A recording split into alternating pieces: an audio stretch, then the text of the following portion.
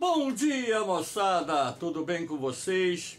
Aqui quem vos fala é o professor Eugênio Bastos, canal Geogênio, a serviço dos alunos que gostam de estudar e passar em concursos. Moçada, vamos fortalecer o canal, se inscrevam no canal, compartilhe o vídeo, dê aquele like, enfim, ajude o professor Eugênio Bastos a democratizar o ensino da geografia. Moçada, no nosso encontro de hoje, irei falar sobre o risco da energia nuclear. Essa aula está sendo gravada a pedido do aluno Diego Lima, que ontem fez um comentário no vídeo que eu gravei e solicitou que eu fizesse uma gravação sobre a questão nuclear no mundo. Então, para atender esse pedido, assim como qualquer um que achar conveniente solicitar uma determinada aula sobre um tema, eu irei elaborar essa aula, irei gravar essa aula, desde que fique bem claro, eu tenha condições disso, porque eu não sou o dono de todo o conhecimento e muito menos vou falar daquilo que eu não sei. Então, moçada, o nosso encontro de hoje está orientado nessa questão do desenvolvimento da energia nuclear e o risco que a energia nuclear oferece para a humanidade. E eu vou focar muito mais na questão do desenvolvimento de armas de destruição em massa, na questão geopolítica, do que propriamente dos riscos inerentes, por exemplo, ao lixo radioativo, a um acidente nuclear, até mesmo porque eu já tenho aulas gravadas aí no canal Geogênio falando sobre a energia nuclear em si.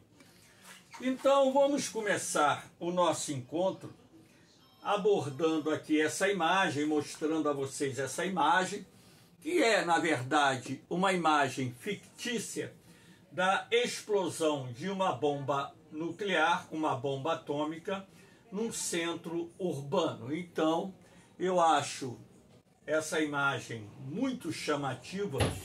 Eu não vou dizer muito bonita, porque caso ela fosse real, isso significaria a morte de centenas de milhares de pessoas, ou talvez de milhões de pessoas, dependendo, é claro, da potência da arma nuclear utilizada. Aqui nós temos o projeto Manhattan, que foi desenvolvido a partir de 1939. Esse projeto é desenvolvido pelos Estados Unidos, Inglaterra e Canadá, derivou de uma carta escrita pelo então cientista Albert Einstein, um dos físicos mais renomados do mundo, para o então presidente dos Estados Unidos, Franklin Roosevelt, alertando o governo norte-americano no que diz respeito ao desenvolvimento de pesquisas nucleares na Alemanha, com o propósito de se produzir uma arma de destruição em massa. Então, o projeto Manhattan, ele começou a ser desenvolvido em 1939, com a participação de cientistas dos Estados Unidos, Inglaterra e Canadá, porque era de vital importância que, pelo menos, no mínimo, os Estados Unidos pudesse fazer frente à Alemanha no desenvolvimento de uma arma de destruição em massa, porque caso os alemães tivessem conseguido produzir a sua bomba atômica antes dos norte-americanos, fatalmente a Alemanha teria vencido a Segunda Guerra Mundial. Imaginem vocês um ataque nuclear à cidade de Londres, matando dezenas ou centenas de milhares de pessoas, um ataque nuclear a Moscou. Então, esses países teriam se rendido. E se os Estados Unidos inicialmente entrassem em guerra com a Alemanha e, por exemplo, Nova York fosse atacada com uma bomba atômica, os Estados Unidos também iriam se render. Então, os alemães, graças a Deus, não conseguiram desenvolver a bomba atômica antes, vamos dizer assim, dos norte-americanos, ingleses e canadenses, para a sorte, eu digo isso, da humanidade. Porque caso eles tivessem conseguido desenvolver a bomba atômica antes dos aliados, certamente o eixo teria vencido a Segunda Guerra Mundial. Então, aqui nós temos, as instalações onde as pesquisas nucleares estavam avançando nos Estados Unidos, e aqui nós temos uma imagem da primeira bomba atômica desenvolvida pelos Estados Unidos, que foi testada no deserto norte-americano e posteriormente aperfeiçoada até que fosse empregada contra o Japão para forçar a rendição do Japão em 1945. Então, quando os norte-americanos lançaram as bombas atômicas em Hiroshima e Nagasaki, eles já sabiam do efeito devastador dessa arma nuclear, porque os testes feitos no deserto constatava o alto poder de destruição desse artefato nuclear. Então, durante 6 anos praticamente de pesquisas, os cientistas conseguiram desenvolver a bomba atômica e, consequentemente, utilizá-la contra o Japão para forçar a rendição do Japão e, dessa forma, colocar fim à Segunda Guerra Mundial. Aqui nós temos o ataque nuclear no dia 6 de agosto de 1945 em Hiroshima, ataque este feito pelo bombardeio B-29 Enola Gay, que num primeiro momento matou mais ou menos 80 mil japoneses.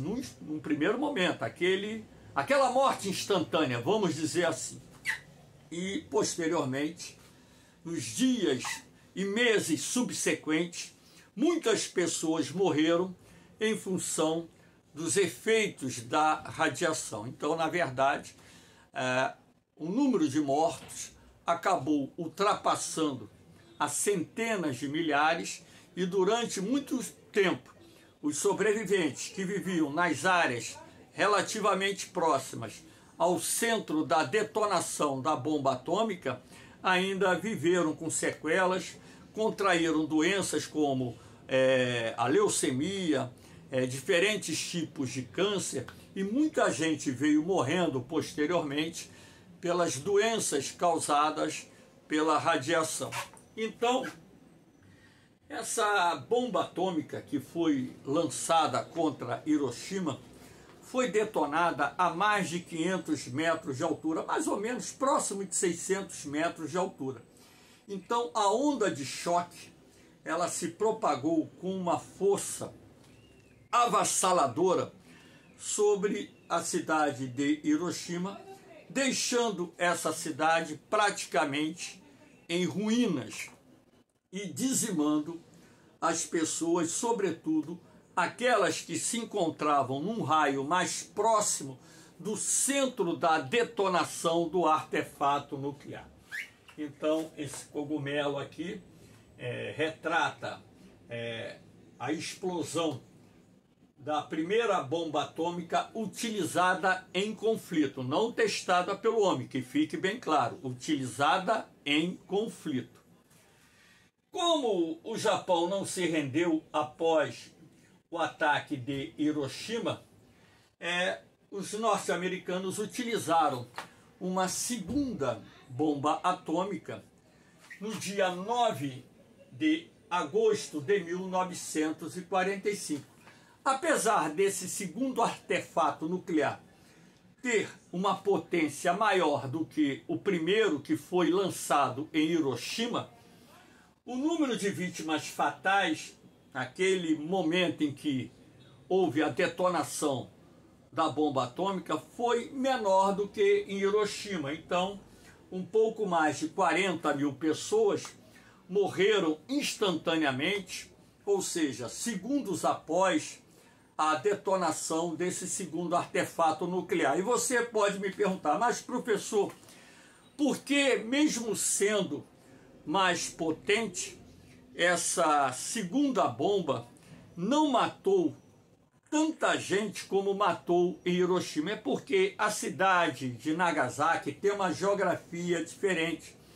Ela tem áreas com morros e vales. Então, os vales acabam sendo refúgios para propagação não só da onda de choque resultante da detonação de uma bomba atômica, assim como aquela onda de calor, assim como a propagação da radiação e até mesmo a precipitação da pluma nuclear, ou seja, daquela poeira contaminada com radiação que levanta no momento em que aquela área que está sendo dizimada, destruída pela propagação da onda de choque, então ela levanta aquela poeira que emerge na atmosfera, claro, com uma temperatura de mais de 4.000 graus, e 4.000 graus centígrados, então muito quente,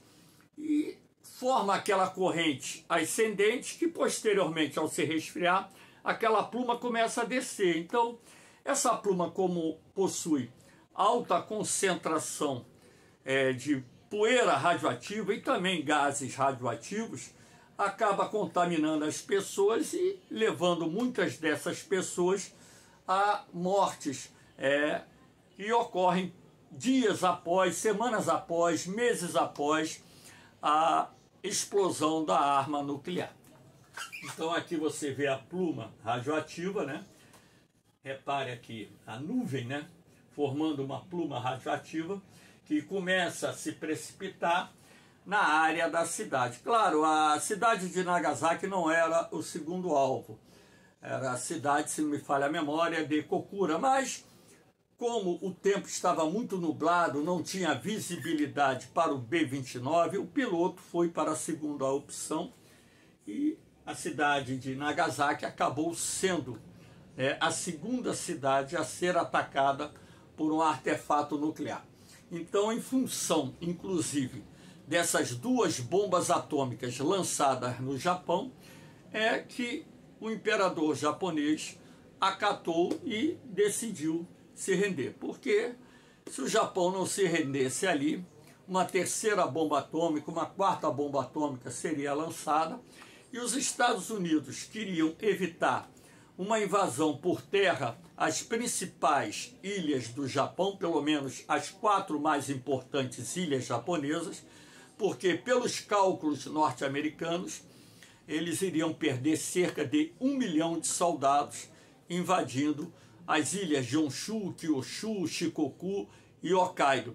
Então, a utilização da bomba atômica teve como um dos seus principais objetivos levar o governo japonês a se render e pôr fim às hostilidades entre o Japão e os Estados Unidos.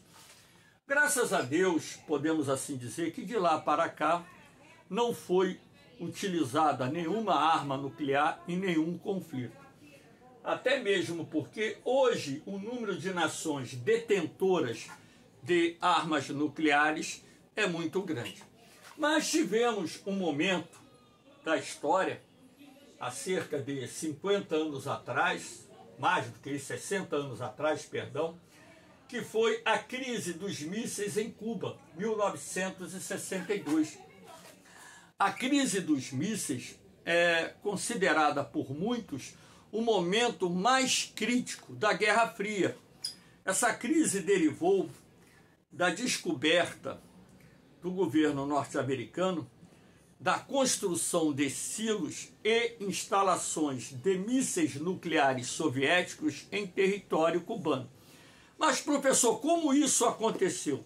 Ora, os Estados Unidos enviavam aviões espiões semanalmente que sobrevoavam Cuba, tiravam fotografias e num desses sobrevoos eles conseguiram identificar a construção de silos e ao lado desses silos conseguiram perceber a presença de mísseis nucleares de médio alcance que poderiam atingir importantes cidades do sul, do centro e da porção leste e nordeste dos Estados Unidos.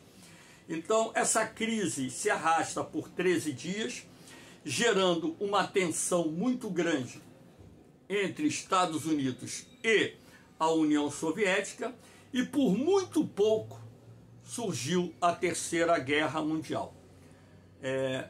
Um pouco tempo antes de terminar o prazo dado pelos Estados Unidos para que o governo soviético aceitasse a proposta norte-americana, os aviões B-52 dos Estados Unidos, os Tupolevs da União Soviética já estavam no ar, carregando suas armas nucleares. Os submarinos estavam posicionados, aqueles submarinos que têm silos com mísseis nucleares de longo alcance intercontinentais, assim como as bases nucleares localizadas nos Estados Unidos e nos países da OTAN já estavam preparadas para atacar a União Soviética. Foi quando, então, o presidente Nikita Khrushchev, da União Soviética, ou Khrushchev, como queiram pronunciar, aceitou a proposta do presidente John Kennedy e foi assinado um acordo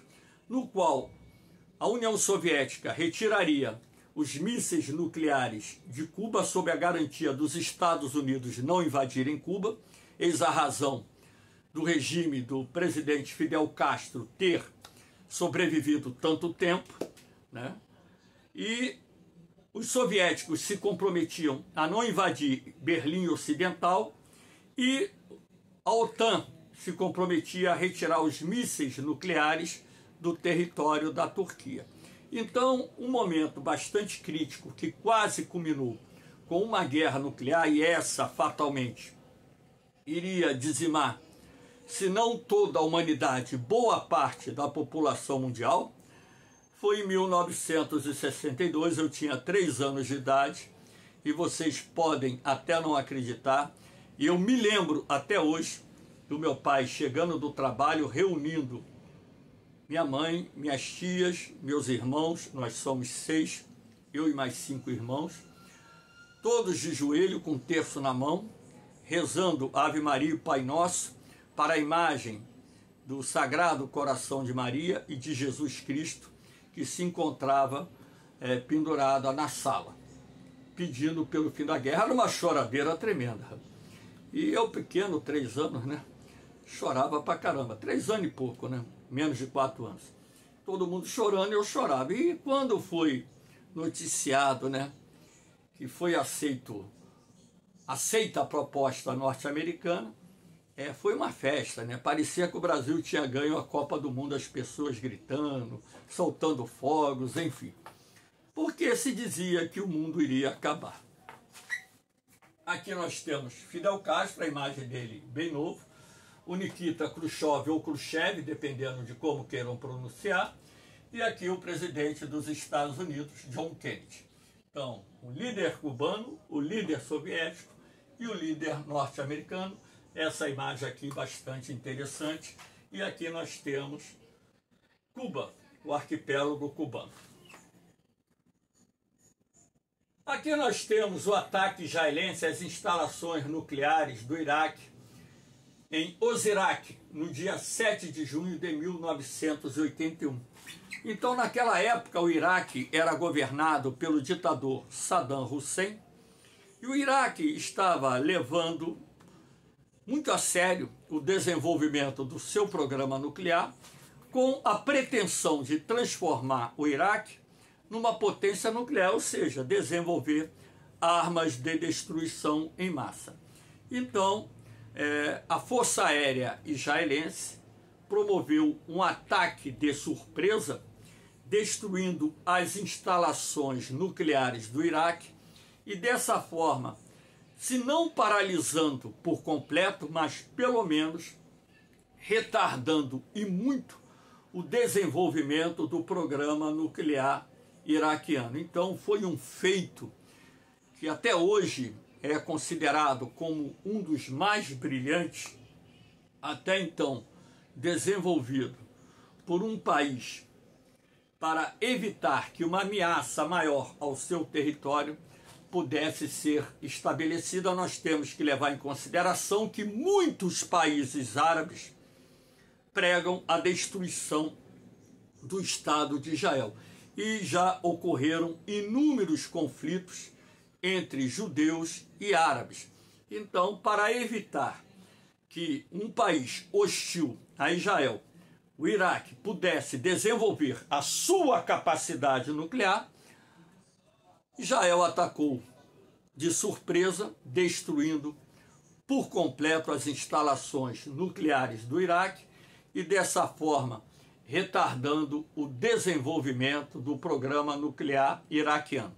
Como esse ataque foi feito em 1981, no momento em que o Iraque e o Irã já estavam em guerra, os esforços do governo iraquiano estavam voltados para o conflito contra o Irã. Então não haviam recursos disponíveis para iniciar a reconstrução do programa nuclear iraquiano. E por isso também, que esse programa foi extremamente retardado. Aqui nós temos esse mapa interessante, os aviões de Israel, F-15, F-16, saindo das bases de Israel, eles foram reabastecidos no alto, sobrevoaram a Arábia Saudita e atacaram as instalações nucleares do Iraque em Osirak, no dia 7 de junho de 1981. Aqui nós temos o programa nuclear do Irã.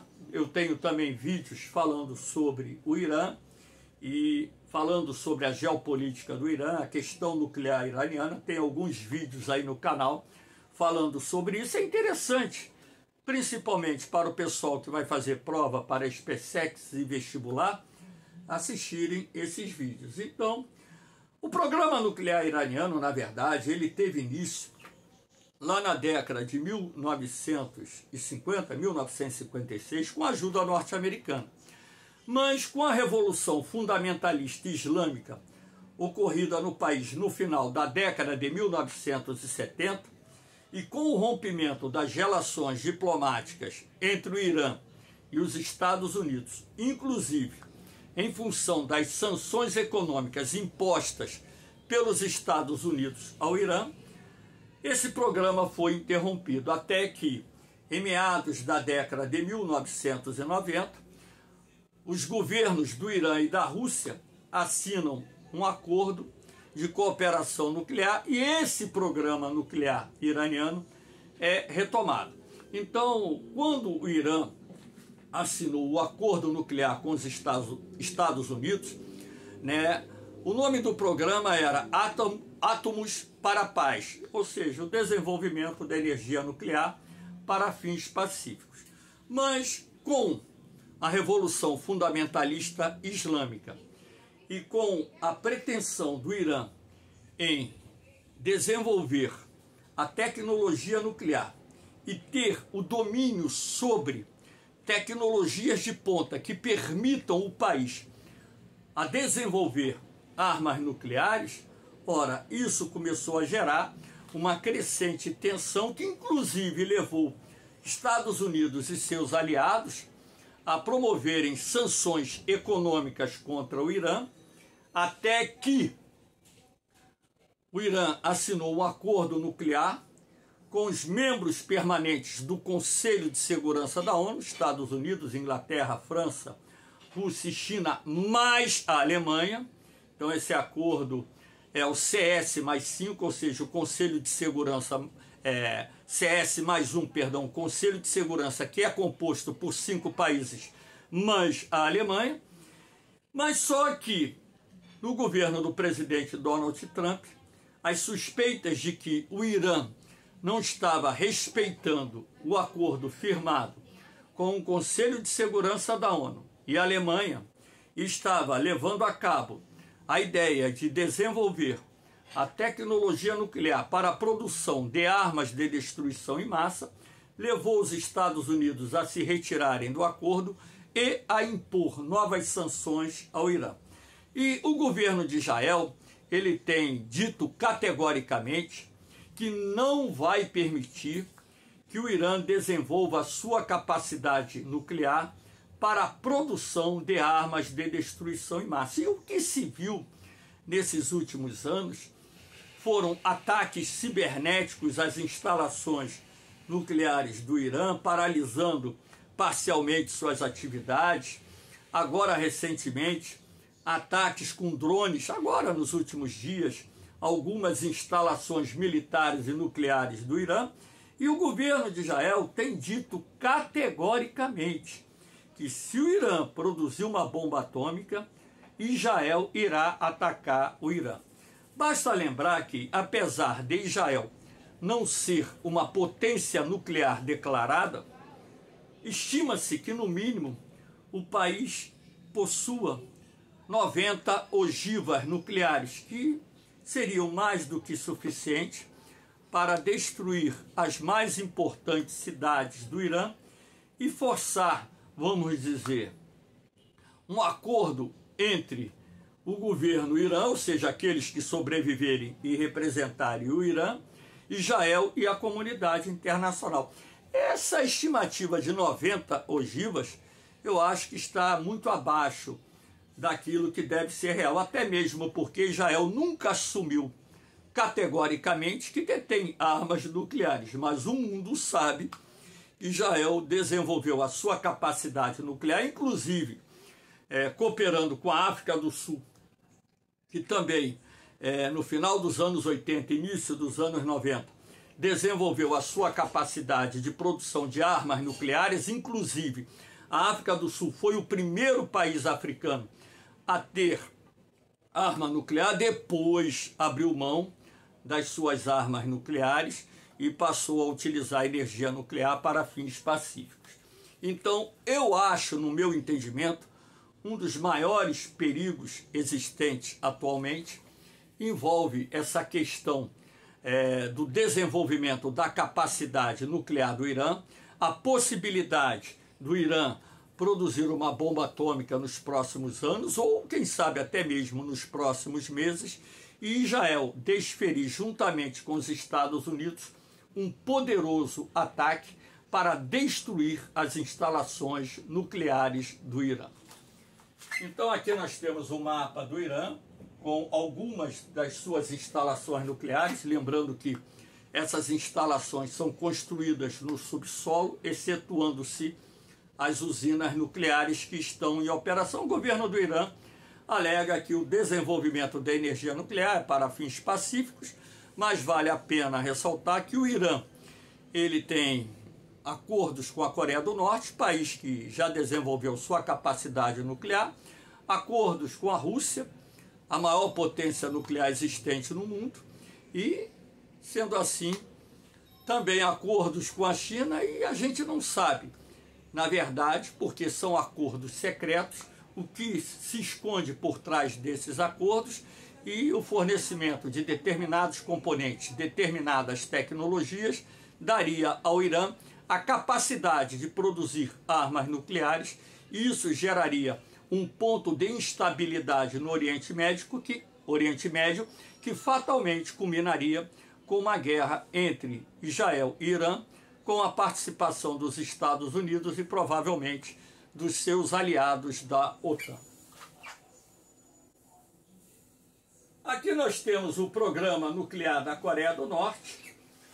Lembrando que as duas Coreias desenvolveram programas nucleares.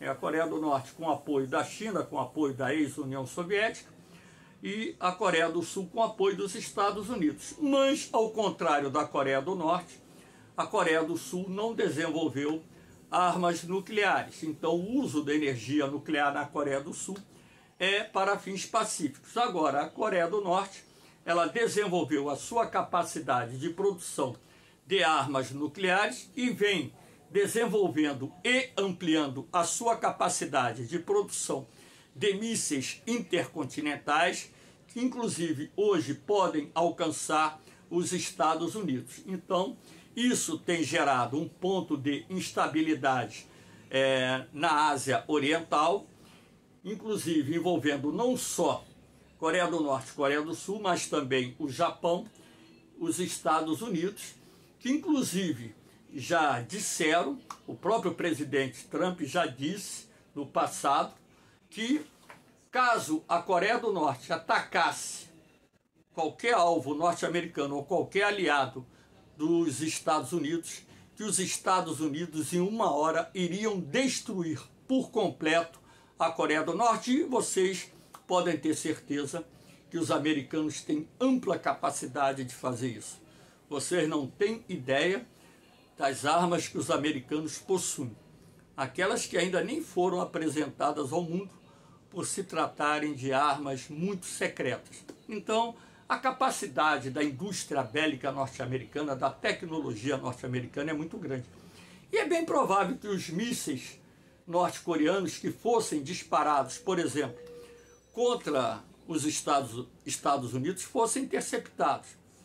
Se não todos, pelo menos a maioria, não atingiriam nem o Japão, por causa do sistema de defesa que o Japão também possui, com tecnologia americana e com tecnologia nacional. Agora, a Coreia do Sul, pela maior proximidade, teria maior problema para evitar um ataque nuclear ao seu território. Mas a Coreia do Sul ela tem o escudo de proteção dos Estados Unidos, que é a garantia dos Estados Unidos protegerem a Coreia do Sul. Inclusive, os Estados Unidos têm milhares de militares no território da Coreia do Sul, e essa tensão ela permanece e se arrasta por anos e anos. Agora, houve uma falha muito grande, né, porque não se acreditava que a Coreia do Norte, em pouco tempo, iria conseguir desenvolver a sua capacidade nuclear para a produção de armas nucleares. Não só desenvolveu, como hoje a Coreia do Norte já conta com um arsenal de armas nucleares que são algumas dezenas. E a cada ano que passa, esse arsenal vai aumentando cada vez mais. Aqui nós temos carretas, né, militares transportando esses mísseis, né? E não quer dizer que isso aqui é um míssil nuclear, mas deve ser aqui pelo tamanho mísseis de médio alcance, porque os mísseis de longo alcance eles são bem maiores pela necessidade que possuem de terem tanques de combustível bem mais amplos. Mas pode reparar que são mísseis bastante representativos. Aqui dentro é o silo, né?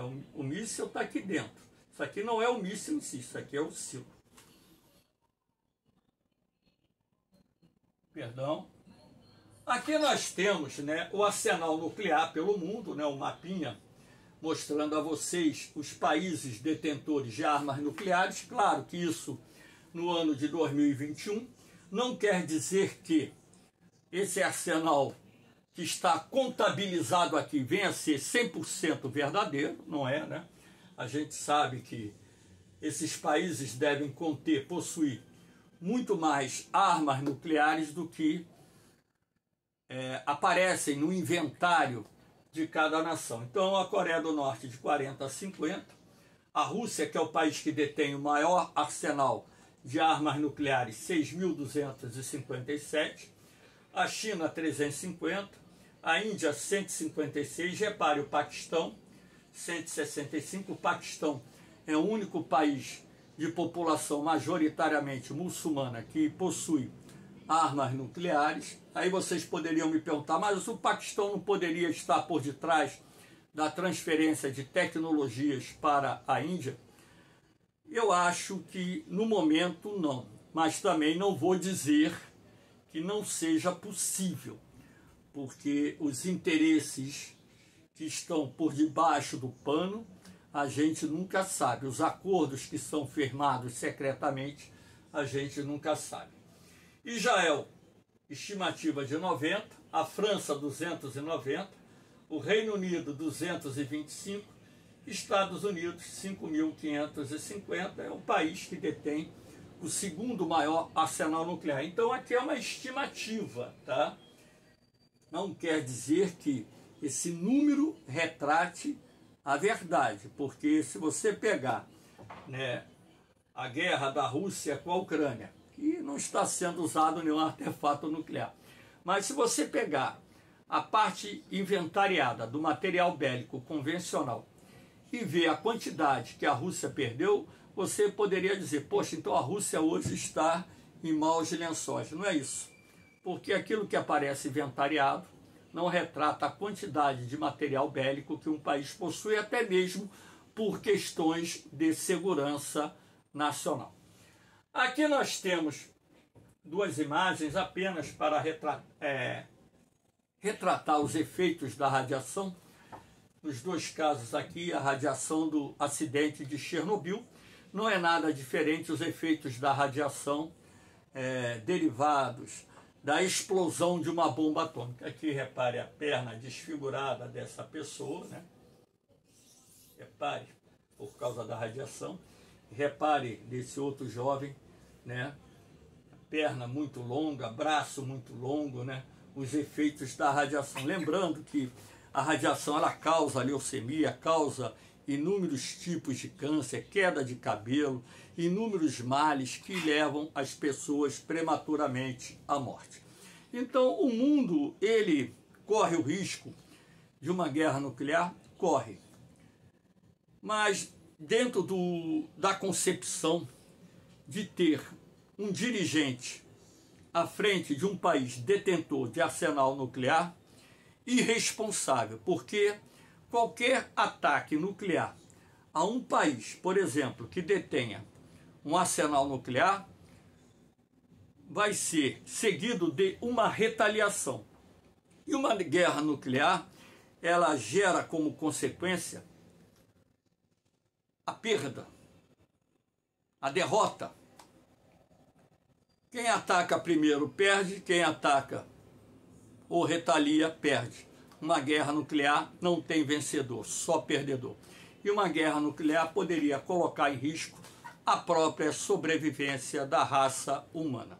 Aqueles que sobrevivessem a uma guerra nuclear no mundo conviveriam com o inverno nuclear, o que os cientistas prevêem, uma era glacial, que seria uma consequência de uma guerra nuclear em larga escala, e a contaminação da radiação pelo mundo iria trazer sequelas para os sobreviventes. Mesmo aqueles que estivessem em abrigos subterrâneos teriam que, num determinado momento, voltar para a superfície e, de repente, teriam muita dificuldade de produzir os meios necessários para a subsistência na superfície. Então, isso poderia levar a raça humana à extinção.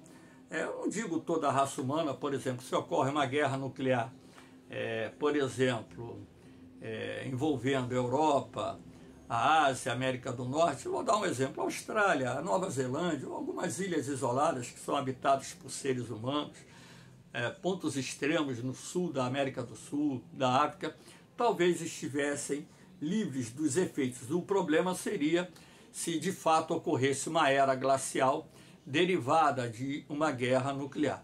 Então esse é o grande risco. Fora, logicamente, que a radiação levada pelo vento iria se espalhar pela atmosfera terrestre, mesmo chegando mais diluída em algumas áreas, poderia também deixar sequela no meio ambiente e isso causar danos para as espécies vivas dos reinos animal e vegetal.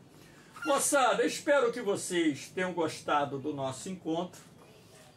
O canal Geogênio, ele não é monetizado. Diego, depois você me diz aí se gostou da aula, dá aquele feedback, que é importante que vocês deem o feedback nas aulas, façam sugestões de tema, tirem dúvidas, cara. Eu posso até não responder na hora. Semana que vem eu volto a dar aula, eu dou aula numa grande rede de ensino aqui do Rio de Janeiro. Então, eu posso até não dar na hora, mas o feedback eu vou dar, o retorno eu vou dar no mesmo dia. Então, vocês podem perguntar, tirar dúvida. Entra lá nos grupos do Facebook, SpaceX, concurso SpaceX 2023, Colégio Naval, concurso Colégio Naval 2023, concurso ESA 2023, concurso Vestibular 2023, porque lá eu disponibilizo também os PDFs com bancos de questões, matérias, provas comentadas, tudo para auxiliar você que está se preparando num concurso a melhorar o seu rendimento na geografia. O canal Geogênio não é monetizado e não será monetizado. Independentemente do número de seguidores que eu tenha no canal, não utilizo essa ferramenta para ganhar dinheiro. O que eu estou fazendo por vocês, eu faço com a minha consciência, com o meu coração, sem ter objetivo nenhum financeiro. A todos os materiais que eu disponibilizo lá no Facebook, em PDF, nada é cobrado. Tudo para que vocês possam melhorar o desempenho. Eu acho que o ser humano, podendo compartilhar conhecimento, ele deve compartilhar. Aquilo que eu ganho para sustentar minha casa é fruto da minha aposentadoria, eu sou aposentado, e é fruto do meu trabalho, que eu ainda estou na guerra, ou seja, dando aula. 60 tempos de aula por semana, com 64 anos de idade, viu, moçada? O velhinho aqui tem disposição, o velhinho aqui não é fraco não. Mas, logicamente, que eu não sou dono da verdade, eu não sou dono de todo o conhecimento, tenho meus deslizes, e quando isso acontece, tem que ser humilde e reconhecer que você errou em algum momento e consertar o seu erro. No mais, moçada, um beijão no coração de vocês, um forte abraço, fiquem com Deus, eu vou, mas eu volto, hein? Fui!